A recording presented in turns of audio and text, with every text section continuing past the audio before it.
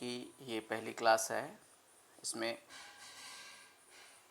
हम 10 क्वेश्चन पे चर्चा करेंगे और ये 10 क्वेश्चन हैं चुने हुए 60 क्वेश्चनों में से, प्रश्नों में से।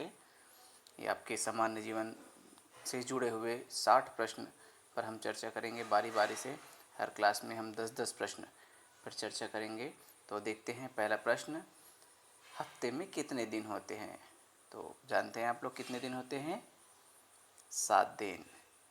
जी हाँ। अब दूसरा प्रश्न, एक महीने में कितने सप्ताह होते हैं? तो एक महीने में लगभग 30 दिन होते हैं और हर सप्ताह में 7 दिन। तो इस हिसाब से आप भाग करके देख सकते हैं तो आपको पता चल जाएगा कि एक महीने में 4 सप्ताह होंगे।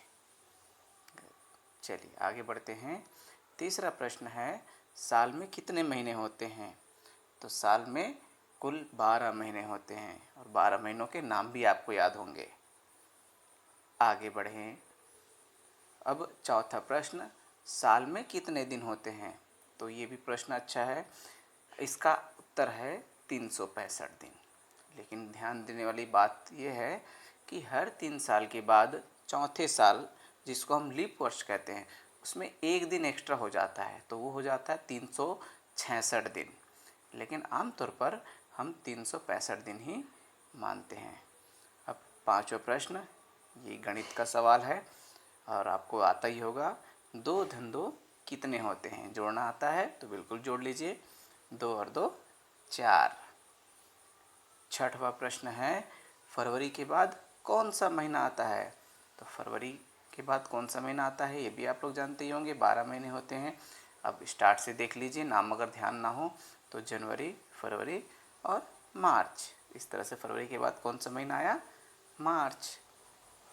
सातवां प्रश्न, आँखों से आप क्या करते हैं?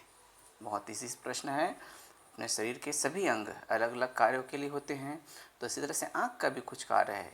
क्या करते हैं? आँख से देखते हैं। आठवां प्रश्न, हमारे मुंह में कितने दांत होते हैं? तो हमारे मुंह में कितने दांत होते हैं पता है आपको? नहीं पता है तो आईने के सामने खड़े हो जाइए और गिनती कीजिए अपने दांतों को। हाँ, कितने दांत दिखे?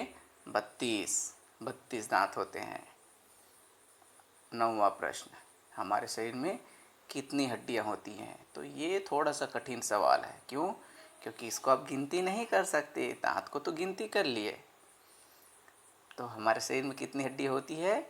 206। आखिरी प्रश्न है 10वां प्रश्न, आपके दोनों हाथों में कितनी अंगुलियां होती है? तो ये तो और भी प्रश्न, सरल प्रश्न है। आपके दोनों हाथ में कितनी उंगलियां होती है? तो दोनों हाथ को आप गिनती कर लीजिए। एक में होते हैं 5 और दूसरे में भी 5, तो इस तरह से 5-5 हो गए 10। ठीक है बच्चों, तो इसको ध्यान में रखिए, पढ़ाई करिए। अब इसके आगे का प्रश्न नेक्स्ट क्लास में पढ़ते हैं। ठीक है बच्चों, बाय।